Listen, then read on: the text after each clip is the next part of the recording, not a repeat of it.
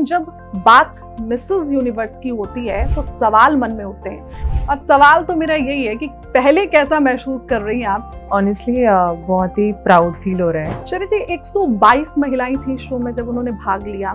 मैं एक example set करना चाहती थी। जब आपको ताज पहनाया जा रहा था, प्राइड वाली फीलिंग होती है, वो उस टाइम महसूस हुई।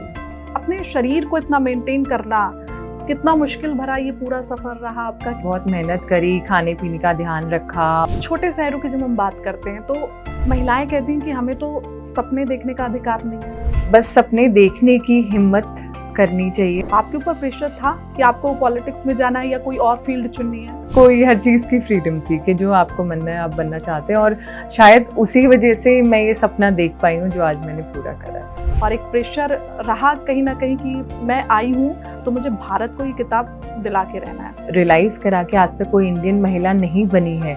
मैंने अपना 100% मानती हैं of course 100% right time, right place, right person. लेकिन आमतौर पर अगर मैं सिर्फ शहरी की बात करती हूँ तो वो कैसी है? मैं एक बहुत ही सिंपल और बहुत ही ग्राउंडेड इंसान हूँ। जब शहरी घर पे होती हैं एक माँ के रूप में, एक बीवी के रूप में, तो कैसा वो फील और किस तरीके की दिखती हैं? मुझे घर पे डॉन बोला जाता है। हाँ, सब मुझसे घर में डरते हैं। जब हम बात करते हैं मिस यूनिवर्स की, मिस वर्ल्ड की, तो हमारे दिमाग में ग्लैमर भरी दुनिया सामने आती है और तमाम चीजें निकलकर सामने आती है। लेकिन जब बात मिसेस यूनिवर्स की होती है तो सवाल मन में उठते हैं, क्या शादी के बाद भी कोई अपना करियर बना सकता है? बच्चे होने के बाद अपने सपने को जी सकता है? जी हाँ, और ऐसी ही शख्सियत आज हमारे बीच में मौजूद है, शेरी सिंह जी, जो मिसेस यूनिवर्स का खिताब जीत चुकी हैं। सबसे पहले तो आपको बहुत सारी बधाई मिसेस यूनिवर्स का खिताब जीतने के लिए। और सवाल तो मेरा यही है कि पहले कैसा महसूस कर रही हैं आप? क्योंकि भारत में पहली बार ऐसा हुआ है कि जब कोई मिसेस यूनिवर्स बना हुआ है, और ऐसे में आपका क्या फील अभी राइट नाउ, इस वक्त आप क्या फील कर रही हैं? ऑनेस्टली बहुत ही प्राउड फील हो रहा है अपने आप पे कि मैं एक पहली ऐसी विमेन बन पाई जो ये खिताब 48 ईयर्स में ला पाई हूँ इस देश में। बहुत अपनी मेहनत पे और अपने आप पे प्राउड फील हो रहा है। शरी जी, 122 महिलाएं थी शो में जब उन्होंने भाग लिया, ऐसे में बहुत मुश्किल रहा होगा। सवाल सबसे बड़ा यही उठता है कि अब महिलाएं ऐसा समझती हैं कि शादी हो गई, करियर खत्म, और बच्चे हो गए तो फिर बॉडी को मेंटेन करना बहुत मुश्किल होता है। 122 महिलाओं में आपने विजेता का ताज जीता, ताज आपके सर पे, और बहुत सुंदर भी लग रहा है। कितना मुश्किल रहा, कितना संघर्ष भरा रहा? जी, जो भी आपने बोला कि शादी के बाद लोग ऐसे सोचते हैं, बॉडी में चेंजेस आते हैं, बिल्कुल सही कहा। मेरे साथ भी ये नहीं कहूँगी कि मैंने ये चीज़ फेस नहीं करी, एब्सोल्युटली फेस करी। और मैं एक एग्जाम्पल सेट करना चाहती थी, एक चेंज जैसे बोलते हैं ना, लाना चाहती थी लोगों की सोच में और दिमाग में कि सपने पूरे करने के लिए आपको शादी या ना शादी, इस चीज़ का कोई रिलेशन नहीं होता है। आप में बस वो एक इच्छा होनी चाहिए, वो एक छोटा बचपन का एक जो वो नहीं होती है कि आप बिना सोचे समझे आगे बढ़ जाते हैं। जब आप छोटे होते हैं कि आप कुछ भी दिमाग नहीं लगाते हैं, बस आगे अपनी चीज़ें करते चले जाते हैं। बस वो चीज़ थोड़ी ज़िंदा रहनी चाहिए। और शादी का, किसी बंधन का, किसी चीज़ से, आपके सपनों से कोई लेना देना नहीं होता है। ये तो आपने महिलाओं के लिए बहुत बड़ी मिसाल खड़ी की है। सपोर्ट हस्बैंड का मिला, फैमिली का किस तरीके से सपोर्ट रहा? आपने बताया कि आपका एक बेटा भी है 7 साल का, उसका क्या सपोर्ट रहा? और जब आप मिसेस यूनिवर्स बन के आई तो क्या रिएक्शन रहा फैमिली वालों का? सपोर्ट बहुत ही उम्दा रहा। सबने बहुत जितना सोचा था उससे ज़्यादा ही सपोर्ट मिला। मैं बहुत मतलब 2 साल से प्रिपेयर कर रही थी, तो ये नहीं कह सकते कि बिल्कुल भी मुश्किल नहीं रहा और बड़ी स्मूथ जर्नी रही। कई बार बहुत डाउट्स आए दिमाग में, क्या मैं कर पाऊँगी और सारी चीज़ें लेके। तो उस टाइम पे फैमिली और बहुत ही क्लोज़ फ्रेंड्स ही थे जिन्होंने सपोर्ट करा, और वो चीज़ एक कॉन्फिडेंस बिल्ड किया कि नहीं ये हो जाएगा। और जब मैं वापस जीत के आई तो मुझे लग रहा था कि ये हम सबकी जीत है, मतलब एक कंबाइंड एफर्ट है जो हमने देश के लिए किया और हम उसको अचीव करके आए हैं, ऐसी कुछ फीलिंग अलग रही। और आपकी नहीं, हम सबकी रही। जब हमें पता चला कि हमें भारत को मिसेस यूनिवर्स मिल चुकी है, इतना इंतज़ार हमने किया, तो सब खुश नज़र आए। लेकिन जब आप पहली बार जब आपको ताज पहनाया जा रहा था, जब आपका नाम वहाँ पर अनाउंस किया गया होगा, उस वक्त आपके दिमाग में क्या आया? किस तरह की खुशी और कितना एक्साइटमेंट? स्टेज पे क्या होता है कि आपका कंट्री का नाम बोला जाता है, तो उसमें ऐसे बोला गया था, Mrs universe 2025 is Mrs India. तो वो जो प्राइड और एक वो चीज़ नहीं होती है, जैसे एक जीत आपने देश के नाम करी है, वो चीज़ मुझे फील हुई। मुझे अपनी जीत से कोई वो नहीं था कि मैं जीती हूँ, मुझे लगा था मेरा देश जीता है। तो एक वो जो प्राइड वाली फीलिंग होती है वो उस टाइम महसूस हुई।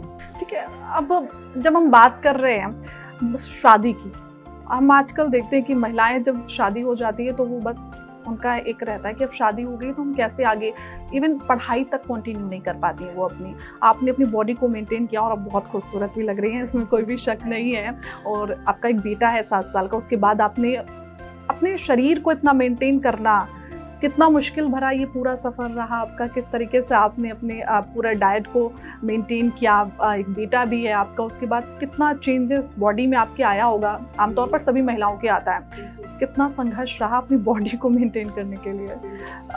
देखिए, मैं हमेशा से फिटनेस एंथुजियास्ट रही हूँ, हमेशा से फिटनेस में रही हूँ, क्योंकि मैं स्पोर्ट्स खेल चुकी हूँ, नेशनल लेवल रह चुकी हूँ बास्केटबॉल की, और मैंने उत्तर प्रदेश के लिए खेला है, दिल्ली यूनिवर्सिटी के लिए खेला है। तो एक फिज़िकल एक्टिविटी हमेशा से बचपन से मेरे अंदर रही है, एक एक्टिवनेस हमेशा से रही है। बट जब बेटा हुआ तब मेरा 20 किलो 25 किलो वेट बढ़ गया था, और उस टाइम पे बड़ा अजीब लगता था अपने आप को देख के। बट जब वेट लॉस की जर्नी शुरू हुई तो मैंने रियलाइज़ किया कि सिर्फ आउटलुक ही नहीं है जो हेल्थ को बनाती है, आप अंदर से कैसा फील कर रहे हैं, और आपका वेट या आपकी मेजरमेंट नापदंड नहीं आपकी हेल्दीनेस की, आप अंदर से कैसा फील कर रहे हैं, वो दैट इज़ रियल हेल्थ, मतलब हेल्दीनेस। और ये जो जर्नी रही है, बड़ा अपने आप को देख के, जब वेट बढ़ा था, क्योंकि वेट बड़े देखने की आदत नहीं है, बढ़ा था तो बड़ा वो लगता था कि अरे ये क्या हो गया, अरे ये क्या हो गया। बट नहीं, फिर से वेट लॉस की जर्नी शुरू करी, बहुत मेहनत करी, खाने पीने का ध्यान रखा। और वैसे भी मुझे बाहर का खाना वाना ज़्यादा पसंद नहीं है, नॉर्मल दाल सब्जी रोटी इस चीज़ को। बट हाँ, थोड़ा प्रपोर्शन कंट्रोल करा, जिम में वर्कआउट करा, योगा इंक्लूड करा, पिलाटेस इंक्लूड करा, ये सारी चीज़ें करी। और छोटे शहरों की जब हम बात करते हैं तो महिलाएं कहती हैं कि हमें तो सपने देखने का अधिकार नहीं है, वहाँ पे सपने पूरा करना तो बहुत दूर की बात रही, हम देखते ही नहीं है। क्योंकि हमारा जब पालन पोषण होता है तो हमें शुरू से ये सिखा दिया जाता है कि भाई शादी हो जानी है, उसके बाद अपने घर पे अपने बच्चों को संभालना है, खाना बनाना, ये सब करना है। आपने छोटे शहर में अपने सपने को देखा और जीता। और सबसे बड़ी बात जो मैंने आपके बारे में पढ़ी कि आपकी पूरी फैमिली ऑलमोस्ट, आपके फादर ग्रैंडफादर पॉलिटिक्स में थे, उसके बाद आपने एकदम विपरीत दिशा चुनी और वहाँ पर पहुँच गई और जीत भी हासिल की, ये बहुत बड़ी बात है। जी बिल्कुल। मेरे ख्याल से शहर का कोई लेना देना नहीं होता है जब सपने आते हैं। बस सपने देखने की हिम्मत करनी चाहिए और उनको पूरा करने के लिए आगे बढ़ना चाहिए, वो हिम्मत होनी चाहिए मन में। और शादी या कोई भी रिश्ता आपकी मजबूरी नहीं बननी चाहिए, आपकी ताकत बननी चाहिए। और कोई सपोर्ट करता है तो करे, ना करे, मुझे नहीं लगता कि औरतों को ज़रूरत है किसी सपोर्ट की, मुझे नहीं लगता है। वो बस एक चाह रखती हैं, एक सॉफ्ट साइड जैसे होती है हमारी एज अ वुमन, वो चाह होती है कि हाँ सपोर्ट मिले और हम आगे बढ़ें। बट एज सच कोई ज़रूरत नहीं होती है। जब वो ठान ले कि उसे कुछ करना है तो वो ज़रूर कर दिखाती है। बिल्कुल बिल्कुल सही बात आपने कही, मैं इस बात से बहुत एग्री हूँ। लेकिन जैसे आपके फादर ग्रैंडफादर दोनों पॉलिटिक्स से संबंध रखते हैं, जब बच्चा घर में होता है तो फैमिली ये चाहती है कि मेरे पापा पुलिस में हैं, तो मेरे फादर ये चाहेंगे कि मेरी बेटी पुलिस में जाए, डॉक्टर चाहेगा कि मेरा बच्चा डॉक्टर बने। आपके ऊपर प्रेशर था कि आपको पॉलिटिक्स में जाना है या कोई और फील्ड चुननी है? नहीं, हमें बल्कि पॉलिटिक्स से बहुत दूर रखा गया कि आप दूर रहिए, आप अपनी पढ़ाई पे फोकस करें और जो भी आपकी करियर ऑप्शन आप एक्सप्लोर करना चाहते हैं वो करें। पॉलिटिक्स से बल्कि दूर रखा गया। कोई प्रेशर नहीं कि आपको इंजीनियर बनना है, डॉक्टर बनना है, टीचर नहीं नहीं नहीं, कोई हर चीज़ की फ्रीडम थी कि जो आपको बनना है आप बनना चाहते हैं, और शायद उसी वजह से मैं ये सपना देख पाई हूँ जो आज मैंने पूरा करा है। अब बिफोर मिसेस यूनिवर्स के पहले की अगर हम बात करते हैं, कितना चेंजमेंट आपको लगता है? क्योंकि पहले की लाइफ थोड़ी सी अलग रही होगी। आपने बताया 2 साल आपने बहुत संघर्ष किया, उसके बाद जाके आज ये ताज आपके सर पर है। कितना चेंजमेंट? देखिए, एक गृहिणी, एक माँ, क्या होता है कि 4 लोगों से मिलना है, सिर्फ घर के लोग हैं, 2-3 दोस्त हो गए, बस अपने वो एक छोटा सा कुकून होता है उसमें रहना होता है। और एकदम से जब मिसेस यूनिवर्स की तैयारी शुरू हुई और मिसेस इंडिया में जीती, मिसेस इंडिया की तैयारी शुरू हुई, तो बड़ा थोड़ा सा वो लगा कि अरे ये सारी अटेंशन मेरे ऊपर है, मैं अपने कुकून से, अपने कंफर्ट जोन से बाहर आई, और मैं बहुत खुश हूँ कि मैंने ये स्टेप लिया। मैं अपनी पोटेंशियल नहीं जान पाई थी उससे पहले, आज के टाइम में मैं अपनी पोटेंशियल पहचान पाई हूँ, जान पाई हूँ। इसीलिए चाहे लड़का हो या लड़की हो, मैरिड हो, लड़कियां अनमैरिड हो, जो भी हो, हमें अपने कंफर्ट जोन से बाहर आने की बहुत ज़रूरत है कि हम एक्सप्लोर कर पाएँ कि हम चाहते क्या हैं और आगे कहाँ पहुँचना चाहते हैं, क्योंकि ये टाइम वापस नहीं आएगा। इसका बेस्ट यूटिलाइजेशन हमें करना चाहिए। कंफर्ट जोन की आपने बात करी तो मेरे दिमाग में एक सवाल आया कि बहुत मुश्किल होता है, क्योंकि आमतौर पर हमें पता ही नहीं होता है कि हम किसी चीज़ को लेकर कंफर्ट हो गए, हम किसी कंफर्ट जोन में हैं। जब हम कहीं जॉब कर रहे होते हैं, हमें लगता है ठीक है, हम आगे बहुत बार स्विच ही नहीं करते, क्योंकि हम उस माहौल में ढल जाते हैं, हम उन चीज़ों में बिल्कुल फिट बैठ जाते हैं। तो ये तो पहली बात, तो हमें पता नहीं होता है कि हम कंफर्ट जोन में ही आने हैं। आप वहाँ से निकली, कितना मुश्किल रहा वो समय कि एक बिल्कुल, अभी तो ठीक है, बच्चे हैं, फैमिली है, वो सारी चीज़ें चल रही हैं, और घर के अंदर फिटनेस का ध्यान रखना और एक प्रोग्राम पे जाना, शो में जाना, जहाँ 122 महिलाएं पहले से मौजूद हैं और सभी बहुत खूबसूरत हैं, और एक प्रेशर रहा कहीं ना कहीं कि मैं आई हूँ तो मुझे भारत को ये किताब दिला के रहना है। जी, बहुत ही बड़ा प्रेशर था, क्योंकि मैंने इस पैजेंट के बारे में पढ़ना और जानना 4 साल पहले से शुरू कर दिया था। और मैंने ये जब रियलाइज़ करा कि आज तक कोई इंडियन महिला नहीं बनी है, वो तब से मेरा एक सपना और एक एम बन गया था कि मुझे ही पहली इंडियन बनना है और इसको लेके आना है अपने देश में। और उसी तरीके की मैंने फिर मेहनत शुरू करी वहाँ पे, और बिल्कुल मेरा एक जैसे अर्जुन ने अपना निशाना साधा हुआ था, मैंने बिल्कुल वही निशाना साधा हुआ था कि ये तो मेरा है और ये मैं घर लेके जाऊंगी, बिना लेफ्ट ना राइट, बस सीधा वहीं पे। ताज को एकदम आपने मछली की आंख समझ लिया था। जी बिल्कुल वही। ठीक है, अब अंतर तो आपने बताया कि किस तरीके का चेंजमेंट आपके अंदर आया है, लेकिन जब आप वहाँ पर मौजूद थी, 122 महिलाएं थी, जब आप गई वहाँ पर, तो क्या कुछ अलग रहा और आपको ऐसा लगा कि ऐसा क्यों हुआ कि भारत में अभी तक कोई मिसेस यूनिवर्स नहीं बनी, अब आप बनी? क्या अंतर आपको लगता है कि ये कमी छूट गई थी इतने सालों में, जो आज आपने इसे पूरी कर दी, इस पे भरपाई कर दिया है? शायद मुझे नहीं पता कि क्या ऐसा रहा, पिछली कौन कंटेस्टेंट्स गई थी, मुझे उस चीज़ का आइडिया नहीं है। मैंने बस अपने आप, मेरा अपना खुद का 100% वहाँ पे दिया, और जो भी मैं कर सकती थी बेस्ट अपने देश के लिए, मैंने वो करा, और बिना किसी रीज़न के। और शायद मैंने रिसर्च बेटर करी, पता नहीं मैंने क्या बेटर करा, बट मैंने अपना 100%। डेस्टिनी मानती हैं आप? Of course, 100%, right time, right place, right person. I think वो तो बहुत ज़्यादा इम्पोर्टेंट है। आई थिंक वही हुआ है मेरे साथ।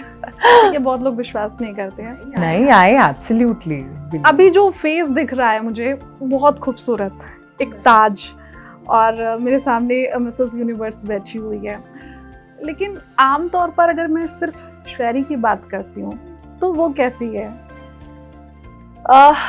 मैं एक बहुत ही सिंपल और बहुत ही ग्राउंडेड इंसान हूँ। मुझे लोगों को रिस्पेक्ट देना और प्यार देना बहुत अच्छा लगता है, और आई थिंक इन्हीं कुछ ग्राउंडेड क्वालिटीज़ के वजह से मैं जहाँ हूँ वहाँ पहुँच पाई हूँ। मैं बहुत रियल हूँ, मुझे फेक करना नहीं आता, और ना ही फेक लोग पसंद हैं, और बस बहुत simple, next girl next door कहते हैं ना, वैसी हूँ मैं। आप बाहर कैसी हैं, मंच पर कैसी है, 122 महिलाओं के बीच में कैसी हैं और ताज के साथ कैसी है, ये हम सब देख रहे हैं और बहुत अच्छी लग रही है। जब शहरी घर पे होती हैं एक माँ के रूप में, एक बीवी के रूप में, तो कैसा वो फील और किस तरीके की दिखती हैं, क्योंकि हम कभी शायद ना देख पाए आपके घर पर आके, तो आप बता दीजिए कि हम कैसे देखें शहरी को एक माँ के रूप में और एक वाइफ के रूप में। मुझे घर पे डॉन बोला जाता है हाँ, सब मुझसे घर में डरते हैं और सब मेरी कहना मानते हैं और मैं पूरी वहाँ की बॉस हूँ घर की। हाँ। चलती किस पे है आपकी, बेटे पे या फिर हस्बैंड? सब पे अब कहा जाता है कि अब तो आप मिस यूनिवर्स हो गए, इतना पोलाइट बोलती है, इतना अच्छा बोलती है, क्योंकि कहते हैं सौंदर्य के अलावा भी वहाँ पर बहुत कुछ देखा जाता है। आपकी सोच कैसी है, आप बोलते कैसे हो, आप चलते कैसे हो, बैठते कैसे हो, खाते कैसे हो, सारी चीज़ें देखी जाती हैं। तो घर पे प्रेशर है कि भाई मिसेस यूनिवर्स है तो आप थोड़ा सा शांति बनाए रखिए? नहीं नहीं नहीं, वो तो मैं हमेशा वही रहूंगी जो उनके लिए इतने सालों से थी। अब कैसे देखते हैं जब आप ताज पहन के घर गई, तो क्या फीलिंग थी खासकर हस्बैंड की? प्राउड फील किया उन्होंने बहुत ज़्यादा और मुझे बहुत अच्छा लगा कि सब जब भीड़ चली गई, सब जब रिलेटिव्स और सब लोग चले गए, तब उन्होंने आके मुझे अकेले में मुबारकबाद दी और ये कहा I am very proud of you. तो ऑफ कोर्स आपने देश को इतना बड़ा तोहफा दिया, आपको तोहफा मिला घर पहुंच के या नहीं? उनके वर्ड्स और उनकी आंखों की चमक मेरे हस्बैंड और मेरे बेटे की और पूरी फैमिली की, वही मेरे लिए तोहफा था। अब कोई ऐसा मज़ेदार किस्सा जो आप हमें सुनाना चाहेंगी, जो उस दौरान हुआ जब आप 122 महिलाओं के बीच में थी, वहाँ पर कुछ अलग सा आपके साथ हुआ हो? अलग सा तो नहीं, एक बहुत खूबसूरत चीज़ मैंने वहाँ देखी कि शायद मैं भी ये कर सकती थी बट मैंने चूज़ किया कि मैं ना करूँ।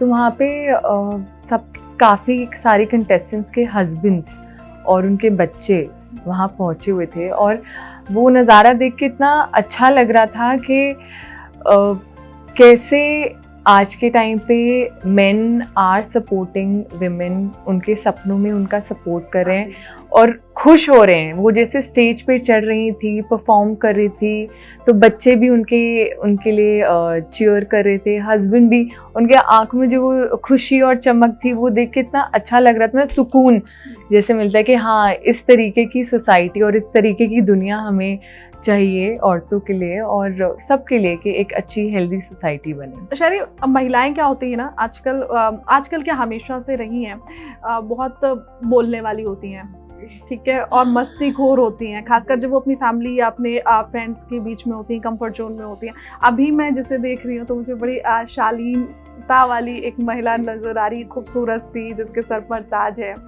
घर पे आप मस्ती करती हैं? मैं मस्ती वाली नहीं हूँ ऑनेस्टली। मैं बहुत ही जैसे आप देख रहे हैं शांत और शालीन, जैसे आपने वर्ड यूज़ करा, मैं एक्चुअली मैं ऐसी ही हूँ। मैं ज़्यादा मस्तीखोर नहीं हूँ, मगर मेरे आसपास सब मस्तीखोर हैं। ठीक है, एक लोग और जानना चाहेंगे कि जब शहरी घर पे माँ और वाइफ बन के रहती है तो खाना बनाती है? कभी कभार, जब मेरा मन करता है और जब मुझसे कहा जाता है कि अच्छा ठीक है अब आज तुम बना दो, तब मैं बनाती हूँ। ये भी अच्छा है, ज़रूरी नहीं है कि रोज़ खाना बनाना। आप आगे अपने आप को कहाँ पर देखती हैं, क्योंकि आपने मिसेस यूनिवर्स का खिताब तो जीत लिया था, आज आपके सर पर है, अब आगे की क्या प्लानिंग आपकी? देखिए, जो मिसेस यूनिवर्स की एडवोकेसी है वो है कि डोमेस्टिक वायलेंस पे काम करना।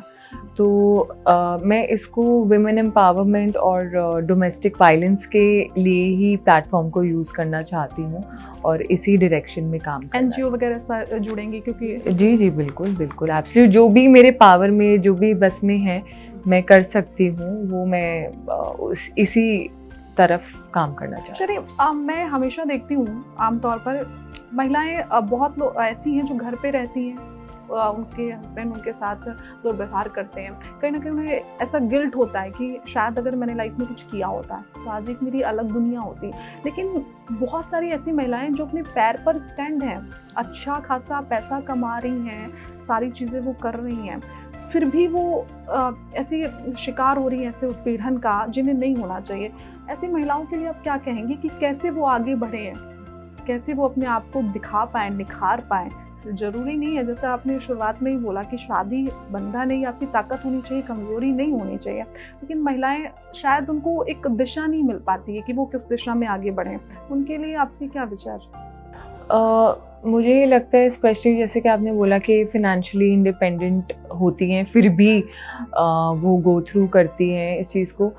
मुझे लगता है कि औरतों का ना ये ट्रेट होता है थोड़ा सा कि चलो छोड़ो, कोई नहीं, माफ़ कर दिया या चलो जाने दो। मगर मुझे लगता है कि ऐसा आप सिर्फ अपने लिए नहीं गलत कर रहे हैं, जो आगे जनरेशन है उनके लिए भी गलत करें। अगर आप अपनी आवाज़ उठाओगे, अपना स्टैंड लोगे, और स्पेशली फिनेंशियल इंडिपेंडेंस के होने के बाद, तो आई थिंक एक सोसाइटी में चेंज आएगा। और ऐसे ही औरतों की बहुत ज़रूरत है जो एग्ज़ाम्पल बन सके और आगे जनरेशन्स को एग्ज़ाम्पल दिखा सके कि अगर हमने करा है तो आप भी कर सकते हैं। हिम्मत वो दिखाने की बहुत ज़रूरत है। वो थोड़ा सा इमोशनल टच थोड़ा सा पीछे रख के एक प्रैक्टिकलिटी दिमाग में ला के आगे बढ़ने की बहुत ज़रूरत है। इमोशंस का बहुत मिसयूज़ होता है जी। जैसे आजकल जैसे फिज़िकल अब्यूज़ है, इमोशनल अब्यूज़ भी आ गया है, राइट? तो वो फेस करती हैं और नहीं करने देना चाहिए, चुप नहीं रहना चाहिए, उसके लिए अपने लिए स्टैंड लेना चाहिए। क्योंकि अगर आप अपने लिए स्टैंड नहीं लोगे, कोई आपके लिए नहीं आ रहा है। बिल्कुल नहीं आ रहा है। बहुत बार हम सोच लेते हैं कि फैमिली है, दो फैमिली एक साथ जुड़ चुकी हैं, और खासकर जब बच्चा हो जाता है उसके बाद तो बहुत प्रेशर होता है महिलाओं पे कि भाई अब तो किसी भी तरह आपका जो हस्बैंड है, आपका पार्टनर है, वो कुछ भी कर रहा हो, लेकिन हमें इस रिश्ते को एकदम जोड़ के रखना है जी। और उसके लिए हमें अपना पूरा करियर खत्म करना पड़े। महिलाएं करने के लिए रेडी हैं।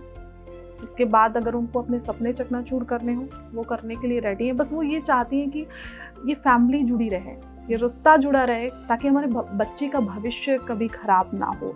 बहुत ऐसी महिलाओं को भी हम देखते हैं। क्या उनके लिए कुछ ऐसा आप कहेंगी हमारे मंच से, कुछ ऐसा संदेश देना चाहेंगी जिससे वो एकदम अपनी लाइफ को आगे देख सकें, आगे बढ़ सकें चीज़ों को लेकर, और वो एक बंधन से छूट पाएँ जो उनकी लाइफ के लिए अच्छा नहीं है? देखिए, ये तो सबकी अपनी पर्सनल चॉइस होती है कौन कैसी चीज़ों को टैकल करता है। मगर अगर मैं शायद उनकी जगह हूँ तो मैं क्या करूँगी ये बताती हूँ। मुझे लगता है कि जैसे आपने बोला कि बच्चों के लिए करती हैं, अगर आप में खुद आप खुश नहीं हो, एक पॉजिटिविटी नहीं है, तो आप अपने बच्चे को भी नहीं दे पाएंगे। वो प्यार, एक सॉफ्टनेस और वो खुशी अगर आपके अंदर नहीं है तो आप वो दोगे कैसे? आप एक इन्वायरमेंट देना चाहते हो बच्चे को, हैप्पी इन्वायरमेंट, सेफ इन्वायरमेंट, वो आप खुद ही नहीं फील कर रहे हो तो आप बच्चे को कैसे दे सकते हो? तो वो आपको पहले खुद वो चीज़, एक खुशी और एक सिक्योरिटी खुद फील करनी चाहिए, कर पाएँ, तभी आप अपने बच्चे को दे सकते हो। तो मैं बस ये कहना चाहती हूँ, पहले आप अपने बारे में थोड़ा सा सोचें और फिर आगे बच्चों के बारे में सोचें। मुश्किल है, लेकिन आप बिल्कुल। और मैं जब यहाँ बैठ के बात कर रहे हैं तो बहुत चीज़ें हैं जो हम लोग ने कर ली है और कर भी लेंगे आगे, और बहुत औरतें करती भी हैं, लेकिन कुछ महिलाओं के लिए बहुत मुश्किल होता है। शायद वजह एक ये भी होती है कि हम जीना छोड़ देते हैं अपने सपनों को, अपनी चीज़ों को। हम एकदम डिपेंड हो जाते हैं अपने पार्टनर पर कि अब तुम ही हो माता पिता, तुम ही हो वाला जो एक सीन होता है। तो कहाँ तक ये आपको सही लगता है? आपको लगता है कि ज़रूरी है किसी रिश्ते को ये भी कहा जाता है कि मौका देना चाहिए, अगर कोई हमारे साथ गलत कर रहा है तो एक बार मौका देना चाहिए, क्योंकि महिलाएं तो हमेशा इसीलिए जानी जाती हैं, बहुत बड़ा दिल होता है उनका, लेकिन बार बार मौका देना जी, बार बार मौका देना, अपने आप से पूछना चाहिए ये बार बार मौका आप अपने आप को क्यों नहीं देते? बिल्कुल, है ना? ये बार बार मौका आप अपने आप को भी तो दीजिए। ठीक है, आप अपने पार्टनर को दे रहे हैं या किसी को भी दे रहे हैं, वो बहुत अच्छी बात है, आपका बहुत बड़ा बड़प्पन है, मगर ये मौका आप अपने आप को भी एक बार दे के देखिए। मतलब अगर आप देखती हैं तो आज की महिलाओं के लिए जो डोमेस्टिक वायलेंस का शिकार हो रही हैं, सबसे बड़ी चुनौती उनके लिए आपको क्या नजर आती है? अपने सपनों को पूरा करने के लिए महिलाओं में आपको क्या दिखता है कि सबसे बड़ी चुनौती? क्योंकि आपने जैसा बताया कि शादी के पहले भी आप पे कोई प्रेशर नहीं था, शादी के बाद भी आपको सपोर्ट मिला, लेकिन अदर महिलाओं की अगर हम बात कर लेते हैं जिनको सपोर्ट नहीं, क्या चुनौती आपको नजर आती है महिलाओं के लिए इस वक्त, इस समय में 2025 की अगर हम बात करते हैं, बहुत ग्रोथ कर ली है हमने और महिलाओं को बराबरी का हक भी दे दिया गया है, अब लगता है कि अब हक देने की जरूरत थी या चुनौती क्या नजर? पहली बात तो हक देने वाले हैं कौन, मेरा क्वेश्चन तो ये है कि हक देने वाले हैं कौन? ये हमारा हक ऑलरेडी है, कौन दे रहा है हमें? हम जब अपना माइंड और अपने थॉट प्रोसेस स्ट्रॉन्ग कर लें तो मुझे नहीं लगता कि हमें किसी से परमिशन लेने की ज़रूरत है। वो एक स्ट्रेंथ, हेड स्ट्रॉन्ग होना खुद हमें होना पड़ेगा। कोई, जैसे कि मैंने पहले, कोई नहीं आ रहा हमें बचाने, कोई नहीं आ रहा हमें पकड़ने, हमें खुद ही सब कुछ करना पड़ेगा। और आपने कहा कि काफ़ी चीज़ें बदल गई हैं औरतों के लिए। मुझे लगता है कि एक बहुत छोटी सोसाइटी बदली है, थोड़ी बहुत। बाकी मेजॉरिटी अगर आप अभी भी जाएंगे, मैं अभी राजस्थान गई हुई थी, वहाँ पर जो म्यूजिशियंस होते हैं उनसे मैं बात करने लग गई। उनसे बात करते करते बच्चों का जिक्र हुआ। उन्होंने बताया बेटा है, बेटी है। बेटा पब्लिक स्कूल में पढ़ रहा है और बेटी पब्लिक स्कूल में पढ़ रही है, बेटा प्राइवेट में। मैंने पूछा ऐसा क्यों? बेटी की तो शादी करनी है, दहेज के लिए पैसे। बेटा अच्छा पढ़ेगा, जॉब करेगा, कमाएगा, फिर दहेज भी और लेके आएगा, तो उसमें इन्वेस्टमेंट हम कर रहे हैं। तो हम बस थोड़ी सी शहरी पॉपुलेशन को देख के सोचते हैं अरे सोसाइटी चेंज हो गई, चेंज आ गया, सोसाइटी में चेंज आ गया। आई थिंक बहुत ही छोटा हिस्सा अगर चेंज हुआ है, उसके अलावा मेजरली चेंज की बहुत रिक्वायरमेंट है, बहुत सारे केसेस हैं, डोमेस्टिक वायलेंस के हों या किसी भी चीज़ के हों, वो ज़्यादातर रजिस्टर ही नहीं होते, हमें पता ही नहीं चलता है। तो हम सिर्फ उस छोटे से नंबर को, आंकड़े को देख के सोच लेते हैं चेंज आ गया। मेरे हिसाब से अभी बहुत चेंज आना है, बहुत लड़ाई करनी। जो चीज़ें हम देख रहे हैं उससे मुझे ये लगता है कि अब कहा ये जाता है कि एक ही सिक्के के दो पहलू हैं, आदमी औरत, लेकिन ऊपर वाला आदमी है ये वाला कहीं ना कहीं बन गया है। जैसे आपने बताया कि अभी भी आप मिली ऐसे लोगों से, खुद मिल के आई जो कह रहे हैं कि हम लड़की को पब्लिक स्कूल में पढ़ा रहे हैं, बेटे को प्राइवेट, क्या मानसिकता रहे।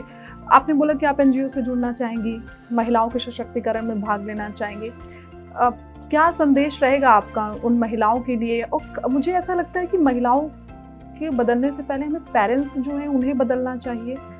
वो ये सोच दोनों में होना चाहिए, चाहे वो फादर हो या फिर मदर हो, कि अपनी बेटी को बढ़ाएं, तभी तो एक जो महिला सशक्तिकरण की बात करते हैं तभी हो पाएगा। नहीं, बिल्कुल आप सही, आई एग्री विद यू, ये सही बात है। एक बल्कि जैसे महिला को बदलने का मैं अपना एग्जाम्पल देती हूँ। मेरे घर में बेटा है, मगर वो देखता है कि मेरे मम्मी पापा इक्वल हैं, मतलब एक पार्टनर की तरह हम लोग काम करते हैं। अगर मैं नहीं हूँ तो मेरे हस्बैंड है, मेरे हस्बैंड नहीं है तो मैं हूँ। अगर मैं थक के आई हूँ और मैं अगर अपने हस्बैंड को बोल दूँ सर पानी दे दीजिए, तो वो ला के देते हैं। वो थक के आए हैं, वो मुझसे पानी मांगते हैं तो मैं उनको देती हूँ। तो ये इक्वालिटी वाली जो वो चीज़ है, मेरा बेटा अभी से देख रहा है। उसको ये नहीं दिख रहा है कि नहीं माँ एक औरत है तो माँ ही खाना बना रही है या सबसे एंड में खा रही है, पहले माँ सबको खिलाएगी, वो चीज़ नहीं है। तो वो लेडी का जो, क्योंकि बिल्डिंग ब्लॉक हमारी सोसाइटी ही एक औरत ही है, तो अगर उनमें चेंज आएगा, उनके थॉट प्रोसेस में चेंज आएगा, तभी चेंजेस आएंगे। कई सारी औरतें हैं जो औरत होके ही ये विश करती हैं कि जी हमारे घर में तो बेटा ही हो, बेटी ना हो। बेटी क्यों हो गई, दुखी हो जाती हैं। तो ऑफ कोर्स पहले औरतों को ही थोड़ा सा चेंज वो लाना चाहिए, तभी चीज़ें चेंज होंगी। मुझे ऐसा भी लगता है कि शुरू से अगर इतना उत्पीड़न होता आया है तो कहीं ना कहीं गलतियां हमारी भी रही हैं, हमें स्टैंड लेना चाहिए। बिल्कुल आपको लगता है कि अब लोग स्टैंड लेने लगे, अब महिलाएं स्टैंड, क्योंकि अभी हम इसी बात का जिक्र कर रहे थे कि अभी भी कहा जाता है कि इक्वालिटी है, बराबरी है, लेकिन ऐसा है नहीं। क्या कुछ अंतर नजर आता है आपको? क्यों लगता है डिवोर्स रेट हाई हो रहे हैं आजकल? क्योंकि लड़कियां स्टैंड ले रही हैं, वो अपनी आवाज़ उठा रही हैं, वो बोल रही हैं। लड़कियों को पहले सिखाया जाता था कि बेटा काम चला लो, कोई नहीं चल रहा है, चाहे लड़के भी क्यों ना हो, उनको भी बोला जाता था चलो कुछ हाँ हो जाएगा, सब खुशी मंगल, बच्चा हो जाएगा, सब ठीक हो जाएगा, ये चीज़ें। बट आज के टाइम पे लड़कियां बोल रही हैं, दे आर फिनेंशियली इंडिपेंडेंट, उनको अपनी पोटेंशियल पता है, उन्हें पता है कि वो क्या डिज़र्व करती हैं। उनको समझौता, उनके खुद के पेरेंट्स उन्हें समझौता करना नहीं सिखा रहे अपनी लाइफ से। देखिए, महिला सशक्तिकरण की बात बहुत सालों से हो रही है, सरकार हो, गवर्नमेंट हो, और अब तो महिलाएं स्टैंड ले रही हैं महिलाओं के लिए। हम जैसे मैं और आप इतनी देर की बातचीत में हमने बहुत सारी बातें महिलाओं के लिए की, लेकिन अब पुरुषों का एक अलग सा फैक्ट जाग गया है कि वो कहते हैं कि अब पुरुष सशक्तिकरण की भी बात होनी चाहिए। जी बिल्कुल, महिलाओं को बहुत बचा लिया गया, अब पुरुष को बचाया जाए, क्योंकि बहुत सारे कांड आपने देखे किस तरीके से, मुस्कान हत्याकांड, अभी एक अंजलि हत्याकांड आया जहाँ उन्होंने अपने पतियों को ही मार दिया। तो पुरुष सशक्तिकरण की भी बात थोड़ी सी। जी मेरे को तो जैसे फेमिनिज्म बहुत होता है, मेरे हिसाब से एक औरत और एक आदमी का कोई कंपटीशन नहीं है। इनका एक पार्टनरशिप जो अच्छी सोसाइटी को डेवलप करने के लिए हमें दोनों का साथ मिलके आगे बढ़ना, वो देखने मैं बड़ी उत्सुक हूँ इस चीज़ की कि वो सोसाइटी कैसी होगी जहाँ एक पार्टनरशिप हो, ऐसी इक्वालिटी की, क्योंकि जो चीज़ आदमी में नहीं है वो औरत पूरी करे, जो औरत में नहीं है वो आदमी पूरी करे। सोचिए अगर ऐसी सोसाइटी हम डेवलप करें फ्यूचर के लिए तो कितनी बैलेंस्ड और खूबसूरत सोसाइटी हमारी बनेगी। तो आई थिंक दोनों जेंडर को ये सोचने की ज़रूरत है कि एक दूसरे का सपोर्ट करते हैं और आगे बढ़ते हैं। ये बातचीत करने में जितना आसान है, मुझे लगता है कि अभी उतना आसान है नहीं, क्योंकि एक ऐसा मैंने इसलिए बोला, मैं ऐसा देखना चाहती हूँ फ्यूचर में, शायद मेरे पोते पोतियाँ और ये सब शायद देख सके शायद, आई होप। हाँ, सरकार की बात कर लेती हूँ तो महिला सशक्तिकरण पे बहुत ज्यादा वो काम कर रहे हैं। आपको अंतर नजर आता है जब से भाजपा की सरकार आई है, महिला सशक्तिकरण पे सच में कोई बदलाव हुआ है, महिला सशक्त हुई है?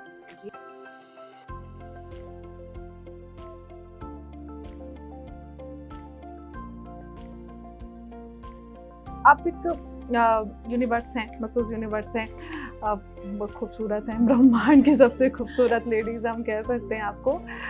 राजनेता की अगर अभी हम बात कर रहे हैं, पॉलिटिक्स का जिक्र हुआ है क्योंकि आपकी फैमिली में भी पॉलिटिशियन रहे हैं, आपका अभी राइट नाउ फेवरेट कोई ऐसा नेता?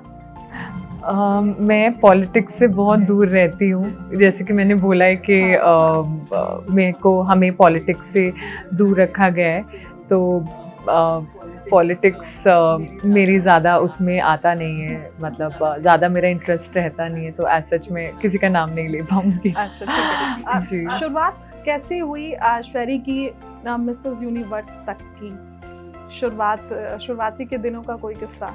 शुरुआत कैसे हुई, जैसे कि आपने बोला कि पॉलिटिकल बैकग्राउंड से आते हैं, तो ये चीज़ें मैंने पढ़ना और समझना 4 साल से शुरू कर दिया था। और पॉलिटिकल बैकग्राउंड से आते हैं तो घर में मेरे हस्बैंड की सिस्टर है, उनकी शादी नहीं हुई थी, तो मैंने कहा मैं ये बॉम्ब फोड़ूंगी, इससे पहले थोड़ा सा बेटी की थोड़ी शादी हो जाए उसके बाद, क्योंकि हाँ, तो मैंने वेट किया 2 साल, चुपचाप अपनी स्टडी करी, 2 साल वेट किया कि इनकी शादी हो जाए और फिर मैं बताऊंगी। तो वो बात अपने तक 2 साल तक कंट्रोल करके रखना बहुत ही मुश्किल था। मेरा बड़ा मन करता था मैं जाके अपने हस्बैंड से शेयर करूं, बताऊं कि ये मैं करना चाहती हूँ, बट नहीं करा था। और जैसे अब जैसे कि मैं जीत गई हूँ और सब कुछ हो गया है, और सबको शायद यही लगता होगा बड़ा आसान रहा है इसके लिए फैमिली को कन्विंस करना और ये करना, उन्होंने तो कुछ कहा नहीं होगा। मैं इस चीज़ को बिल्कुल डिक्लाइन करती हूँ। ऐसा नहीं हुआ था कि मैं अब मेरी फैमिली, खुद की फैमिली भी, सिर्फ इन लॉज की नहीं बात कर रही हूँ, मैं अपनी फैमिली भी दोनों के पास जैसे मैं गई हूँ, मैंने बताया कि मुझे मिसेस इंडिया में, पहले तो मिसेस इंडिया में गई थी मैं, तो मिसेस इंडिया में जाना है, और मिसेस इंडिया बनना है, तो उन्होंने कुछ ज़्यादा उसमें रुचि और गया, ये तो क्या है, ठीक है कर लेना, देख लेना, वैसे क्या ज़रूरत है, सब कुछ तो है, क्या है, बिजी तो रहती है वो बेटे के साथ, क्या ज़रूरत है। तो ये सारी किसी के भी मुंह से यही नहीं था, हाँ बेटा very good, go for it, ऐसा चीज़ नहीं आई थी। थोड़ा सा टाइम लगा उनको समझाने में, उनको समझाया, क्योंकि मिसेस का जो पैजेंट है वो किसी को समझ ही नहीं आता। तो उनको मैंने सब दोनों फैमिलीज़ को समझाया कि जी ऐसे होता है, वैसे होता है, ये है वो है। तो बड़ा थोड़ा सा मेहनत तो लगी ही नहीं पाते कि शादी के बाद हम कुछ कर भी पाएंगे या नहीं कर पाएंगे। शादी हो गई तो फैमिली का क्या, कभी कभी मुझे लगता है कि हमारा ही माइंडसेट ऐसा हो जाता है कि भाई सो के उठे, खाना वाना दे दिया, हस्बैंड आया, कंफर्ट जोन में रह जाते हैं ना हम लोग। तो वही मुझे खुद लगने लगा था। मैं हमेशा से बड़ी उत्सुक रही हूँ सीखने की और नई नई चीज़ें एक्सप्लोर करने की। तो शादी के बाद जब बेटा हो गया, उसके बाद मैंने ही सोचा मैं आगे मतलब क्या, बस यही लाइफ है, आगे क्या। तो वो जो कंफर्ट जोन में मैं इतनी सिंक इन होने लगी थी कि मुझे लगा नहीं, ये तो बहुत। 4 साल पहले कंफर्ट जोन से बाहर निकली है? मैं कंफर्ट जोन हाँ कह सकती। और 4 साल में आपने किताब जीत लिया? जी, 4 साल बहुत लंबे होते हैं। अब शरी नहीं, जो अगर आप माने तो मेरी जो पैजेंट्री की जर्नी है वो 15 साल पुरानी है। मैं फेमिना मिस इंडिया उत्तर प्रदेश में भी जा चुकी हूँ अपनी अर्ली कॉलेज टाइम में, बट वो तो शौकाना ऐसी प्रैक्टिस के लिए, जैसे होता नहीं है चलो सारे फ्रेंड्स ने फॉर्म भर दिया, वैसे चली गई थी। बट वो सपना जैसे एक बीच में खो गया, पढ़ाई में लग गए, शादी हो गई, बच्चा हो गया, तो एक सपना खो सा गया था। जर्नी अगर हम देखें तो ये 15 साल की। जी, डेस्टिनी पे शायद आप इसीलिए इतना विश्वास करती हैं। जी बिल्कुल। शुरुआती दौर की जब हम बात कर रहे हैं आपकी, वहाँ पर मुश्किल जब आपने कहा कि मैंने सोचा कि मुझे ऐसा कुछ करना है आगे, उसके बाद कभी आपने सोचा कि आपको एक्ट्रेस बनना है या मुझे एक फिल्म इंडस्ट्री में बड़ा नाम जैसे शाहरुख खान, सलमान खान के साथ काम करना है, ऐसा कुछ कभी मन में रहा? नहीं, मेरा हमेशा से मन ये रहा था कि मैं सोसाइटी के लिए कुछ कर पाऊँ। अब अगर शरी को ऑफर आता है कि भाई मूवी मिल रही है तो मूवी कर लेते हैं, या सीरियल्स मिल रहे हैं, अच्छे एड मिल रहे हैं, तो आपका रहेगा इस तरफ रुझान? पता नहीं, एक्सप्लोर करना पड़ेगा, क्योंकि मैंने इस तरफ सोचा नहीं है।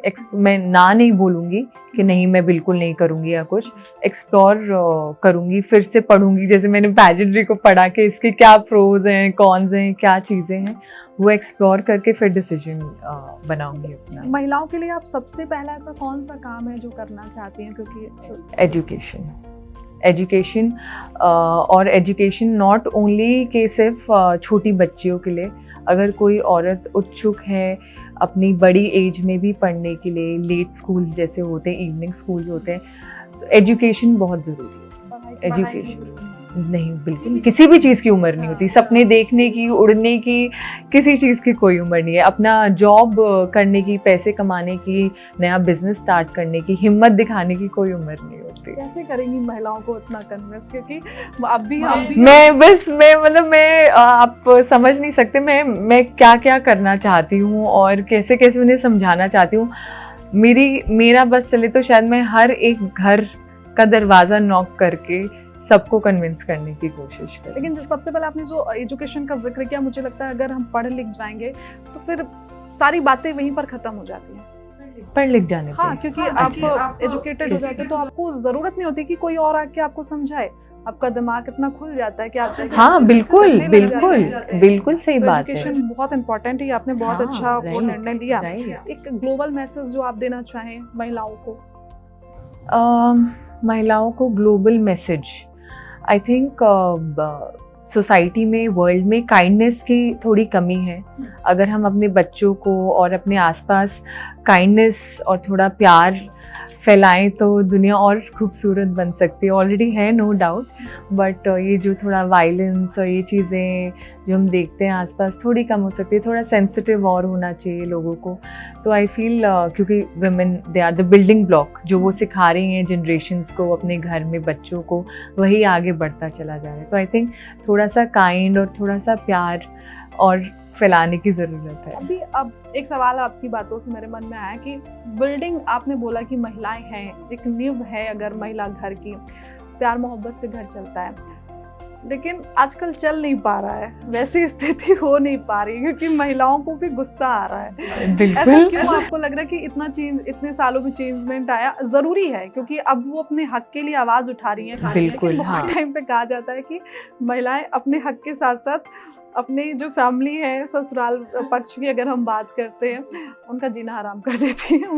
उन महिलाओं के लिए कुछ आप कहना चाहेंगे कि किस तरीके से वो रहे? मुझे लगता है कि बस जो गलत है उसके लिए खड़ा होना चाहिए, मतलब जो गलत है उसके अगेंस्ट खड़ा होना चाहिए। अगर कोई सही है तो उसको नहीं परेशान करना चाहिए। अब तो बहुत मीम्स बनती हैं, बहुत सारी रील्स आती हैं कि बहुत साल हमने सह लिया, अब बारी तुम्हारी है। आप इस पर विश्वास करती हैं? मुझे लगता है कि किसी और को दुख तो नहीं पहुंचाना चाहिए। अगर किसी ने आपके साथ बुरा भी किया है, आप चुप होके साइड पे हो जाइए, मुझे ऐसा लगता है। और समय और कर्म उनको अपने आप जवाब देंगे। कर्मा और डेस्टिनी पे शायद ये कर्मा ही है कि इतने साल औरतें मरी और इतना कुछ उन्होंने सहा, अब जाके ऐसा हो रहा है। हालांकि ये पूरी तरीके से गलत है, मैं पूरा इस बात का खंडन करती हूँ पूरी तरीके से, ये नहीं होना चाहिए समाज में। लेकिन जिस तरीके से होता है, महिलाएं कहती हैं कि हाँ भाई हमने तो इतना सह लिया, तब तो हमने आवाज़ नहीं उठाई कि भाई हम शादी नहीं करेंगे, हम ये नहीं। अब पुरुष ऐसा कहते हैं कि भाई अब हम शादी नहीं करेंगे। हाँ, नहीं, एक सर्वे भी तो है जिसमें कहा गया है कि इतने ईयर बाद शादियां ही होनी बंद हो जाएंगी। पता नहीं कुछ एक ऐसा वही मीम था जिसमें बोला गया कि लोग शादी ही करना बंद कर देंगे, बट ऐसा नहीं होना चाहिए। ऐसा डर किसी के मन में नहीं बैठना चाहिए। हर चीज़ को रिजॉल्व, हर प्रॉब्लम का सोल्यूशन होता है। हाँ, होता है, 100% होता है। अगर एक कम्युनिकेशन हो, अच्छी कम्युनिकेशन हो, कंपैटिबिलिटी हो, हर चीज़ का सोल्यूशन होता है। It's nothing is impossible. बिल्कुल ऐश्वर्या, आपकी जो जर्नी रही है पूरी, वो सिर्फ एक ताजगी नहीं रही है, महिलाओं के लिए एक प्रेरणा रही है और बहुत ज़्यादा मोटिवेशनल स्टोरी आपकी रही है। ऐसे में आपका जो आगे का प्लान है उससे भी साफ तौर पर पता चल रहा है कि आप बहुत कुछ महिलाओं के लिए करना चाहती हैं। फिलहाल आपसे बातचीत करके बहुत अच्छा लगा, बहुत बहुत शुक्रिया हमारे साथ बातचीत करने के लिए। और इसी के साथ इसमें बस उतना ही। देखते रहिए एमबी खबर। नमस्कार।